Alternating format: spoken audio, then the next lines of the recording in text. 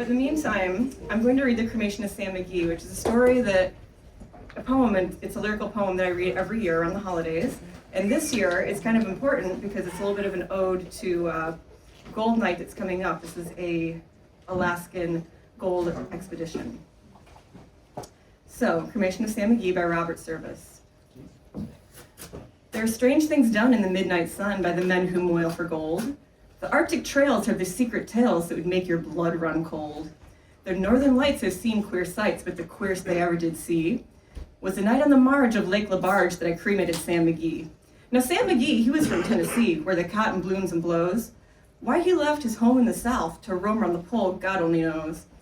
He was always cold, but the land of gold seemed to hold him like a spell, though he'd often say in his homely ways that he'd sooner live in hell. On a Christmas day, we were mushing our way over the Dawson Trail.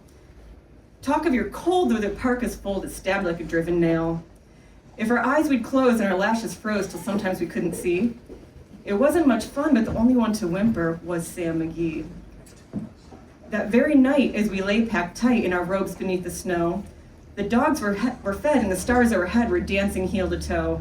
He turned to me and Cap says he, I'll cash this trip, I guess, and if I do, I'm asking that you won't refuse my last request. Well, he seemed so low that I couldn't say no, and he says with a sort of moan, it's a cursed cold has got right hold till I'm chilled clean through to the bone. Yet tain't being dead, it's the awful dread of the icy grave that pains. So I want you to swear that foul or fair, you'll cremate my last remains. Right?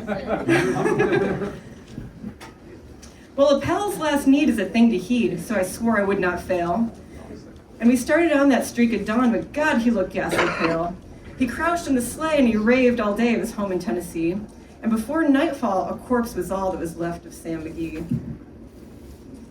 There wasn't a breath in that land of death, I hurried horror-driven, with a corpse half hidden that I couldn't get rid because of a promise given. It was lashed to the sleigh and it seemed to slay you may tax your brain and bronze. But a promise is true and it's up to you to cremate my last remains. Now a promise made is a debt unpaid and the trail has its own stern code. In the days to come though my lips were dumb and my heart how I cursed that load. In the long, long night by the lone firelight while the huskies round in a ring howled out their woes to the homeless snows, oh God how I loathe the thing.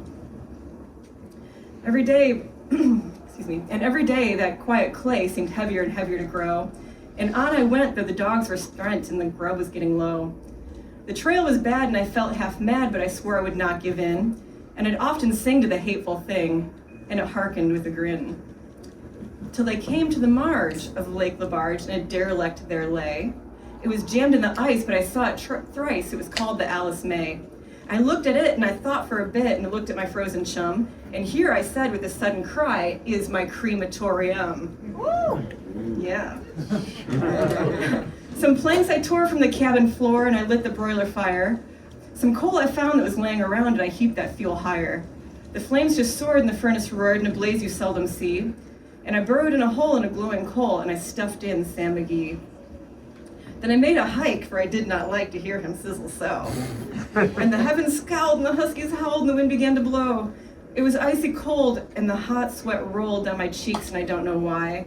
The greasy smoke in an inky cloak went streaking down the sky.